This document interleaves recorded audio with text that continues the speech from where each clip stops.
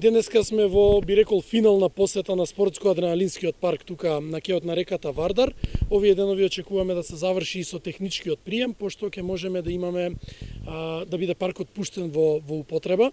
Овде покрај адреналинскиот дел кој што е позади мене добиваме и нови игралишта за фудбал и одбојка на песок, нов скејт парк, ново детско игралиште, нов сквер, нова урбана опрема, клуб и корпи, како и ново зеленило околу 70 дрва, тревни површини и системи за наводнување.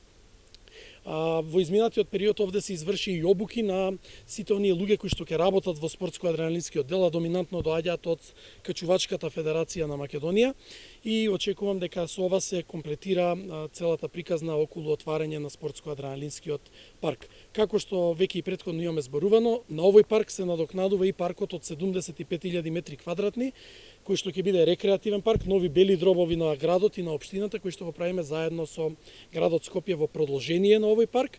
И ова е патот по кој што општина Карпош и градот веќе чекорат трета година поред и кој што ќе продолжиме и понатаму.